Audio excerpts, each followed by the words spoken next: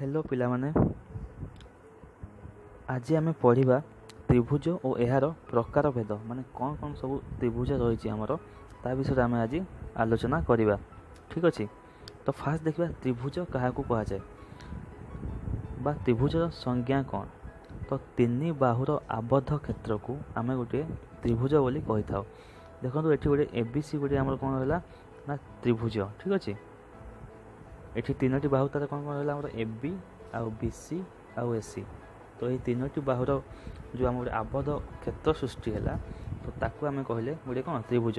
ठीक अच्छे, तो एबे आम देखा त्रिभुजर प्रकार भेद। ओके, बाहु अनुसार फास्ट देखिए आम बाहु हिसाब से बाहु अनुजाई आम त्रिभुज को केते भाग में विभक्त करें। ठीक अच्छे, तो फास्ट देखा समबाहु त्रिभुज। ठीक अच्छे, तो समबाहु त्रिभुज कौन ना जो त्रिभुज प्रत्येक बाहु समान ताकू आम कहवा समबाहु त्रिभुज। ये एबीसी गोटे समबाहु त्रिभुज कहीं ये आम तार तीनो जाक बाहु यथाक्रमे ए बी बी सी आउ ए सी तीनो जाक बाहु सामान होइतिबारु आम ये ए बी सी को गोटे समबाहु त्रिभुज कहवा। ठीक अच्छे, तो एबे आम देखा विषमबाहु त्रिभुज कौन। ये आपण सामने गोटे त्रिभुज अच्छी जार तीनो जाक बाहु समान नुहे।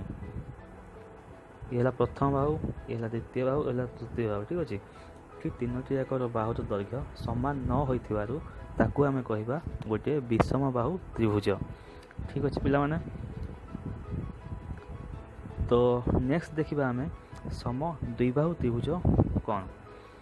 तो जो त्रिभुज जेकोसी दुईटी बाहु समान दैर्घ्य विशिष्ट होता से त्रिभुज को आम कहवा सम द्विबाहु त्रिभुज। ये ए बी सी गोटे सम द्विबाहु त्रिभुज कहीं ये ए बी बाहु एवं ए सी बाहु समान दैर्घ्य विशिष्ट होइथिबारु ताकू आम कहवा गोटे सम द्विबाहु त्रिभुज।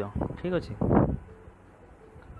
तो एबे आम देखा त्रिभुजर प्रकार भेद कोण अनुसार। ठीक अच्छे, सेटा गला बाहु अनुसार। एबे देखा कोण अनुसार।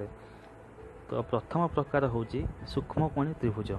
तो आम सूक्ष्मकोणी त्रिभुज क्या कहवा ना जो त्रिभुज प्रत्येक कोण 90 डिग्री रु कम होता से त्रिभुज को आम कहवा गोटे सूक्ष्मकोणी त्रिभुज। ठीक अच्छे, प्रत्येक कोणर परिमाण 90 डिग्री रु कम।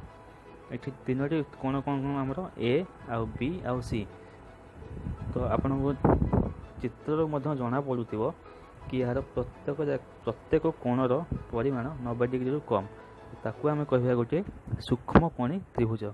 ठीक अच्छे, एबे देखा स्थूल कोणी त्रिभुज कौन।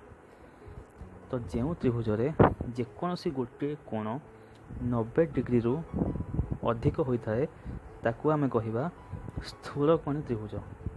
एठी आपण माने देखंतु ए त्रिभुज ए कोणटी 90 डिग्री रु अधिक। ठीक अच्छे, ए कोणटी कौन ना 90 डिग्री रु अधिक। तो से आम ए त्रिभुज को कहवा गोटे स्थूल कोणी त्रिभुज। ठीक अच्छे, तो नेक्स्ट आम देखा समकोणी त्रिभुज कौन। तो पिला माने जो त्रिभुज जेकोसी गोटे कोण 90 डिग्री होता है जेकोसी कोणर परिमाण 90 डिग्री होता है ताकू आम कहवा गोटे समकोणी त्रिभुज। ठीक अच्छे, ये ए बी सी गोटे समकोणी त्रिभुज कहीं एठारे बी कोणर परिमाण केते ना 90 डिग्री। ठीक अच्छे, बी कोणर परिमाण 90 डिग्री। तो से आम या कहवा गोटे समकोणी त्रिभुज। ठीक अच्छे पिला माने, तो धन्यवाद।